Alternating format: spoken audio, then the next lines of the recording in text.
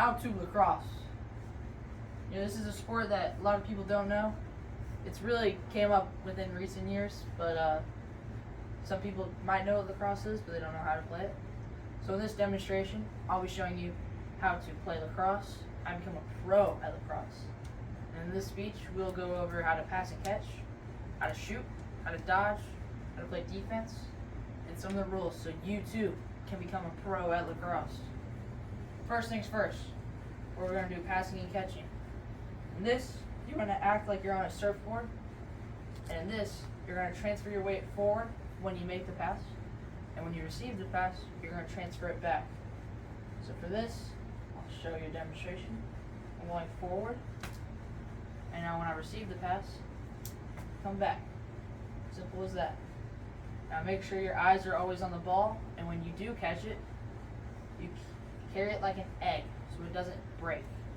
One of my coaches taught me that when you catch a lacrosse ball, you shouldn't hear a noise.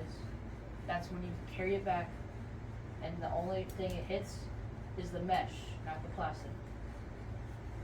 Another thing when you're passing and catching is you want to hold your arms out. So when you hold your arms in, everything becomes timid, it's hard to throw, you can't really control where you're going. So you hold your arms out and you use what we call the press-pull method. Pull with your bottom hand, push with your top hand. This creates a very controlled pass, and when you're not in tight circumstances like I am right now, you can follow through, which will give you more power. Next thing, we're going to be going over ground balls. This is probably the most important thing in the game, I would say. But if I'm standing right here, ball's on the ground, someone dropped the pass, he's a defender, he's coming to get it. I need to get low, and my arms should be parallel to the floor, so that when I do come over it, I can control it, get it out, and then go to one of my teammates so we can secure a possession. Another thing you can do, it's called a goose. So if he's coming to it, and he's probably going to beat me, I can use my feet, I can kick the ball to where I have an advantage, and now I can scoop it, and we can play offense right from there. The next thing that we will be going over, another offensive trick, is shooting. But to be able to be a good shooter, you have to be able to dodge. Some of my dodges that I use are the split dodge. So think of a crossover in basketball. Fake one way, go the other, just like a dribble in a basketball. And then when you do come down to shoot it, you want to lure the goalie out. One way to do that is what we call a stick fake, or a shoulder fake, honestly. But if you throw a stick fake, we'll get the goalie to lean. So now he's leaned all the way to the near side. That far side is wide open. All I have to do is beat the goalie's hands, and that's a one-on-one goal. Another thing we can do is called a step down. So if I can have the goalie move out of the way for this. For this, say we catch a pass. Arms are back. We do what we call a crow hop. Your back leg goes back. Front leg goes out. Open your hips.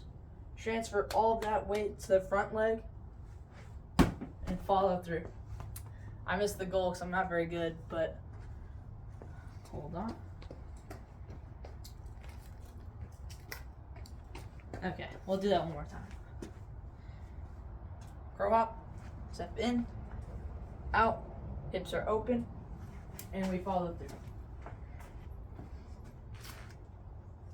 Another thing is, this is also equally as important, we're going to be learning how to play defense. If I got my dummy back, he'll have the ball. If he's dodging, say there's a goalie in the cage, he's going to want top side because he is a right player. So if he goes back, we can do this. It's called an approach. It's called big, big, little, little. Big, big, little, little. So now if he does dodge top side, I'm here, I deny, make him go into his left hand. And as he goes down, his angle decreases, which means my goalie has a better chance, and I can also make a play on the ball. I have the ball. Back to offense here. 1 second.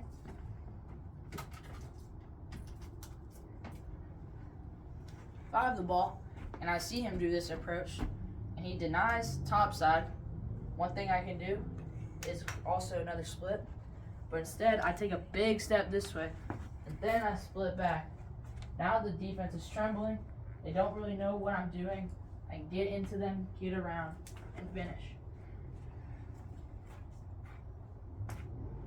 When this happens on defense, usually you want to let them take that alley dodge. So if he does take that alley dodge, one thing I'll do is I'll stay on his hands. I don't want to push him, because if I do push him, it gives him space to get an open shot. So I'll stay right here, stay on his hips. He goes to shoot it, I smash his hands, and I create a bad shot. Last thing here, we'll do some penalties. This is probably the most important thing so far.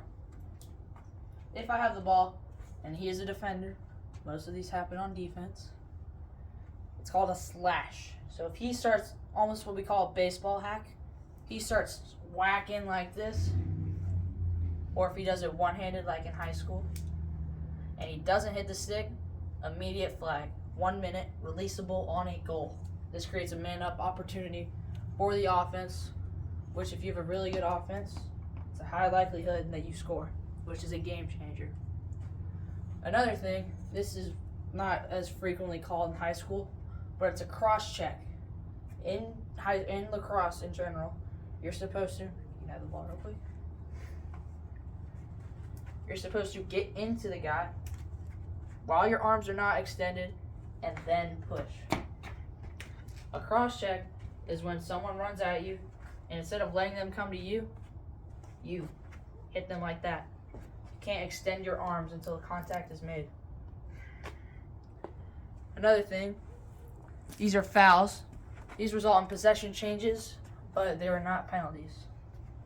One thing is a ward. If I run at my guy and I'm cradling with one hand, this arm needs to stay at my side. It cannot extend. So if he does run at me and I'm running at him and I go like that, that's a ward. Another thing you can't do while on offense is lead with your head. Just like targeting in football, if you lead with your head, that's an automatic penalty. Most cases it's a 2-minute non-releasable, which means you don't get released on a goal and is an immediate game changer. Overall, I think lacrosse is a very fun sport and that you should play it. And I think everyone should give it a try, as it's one of the most fun sports I've ever played. And in conclusion, lacrosse is fun. I think you should try it.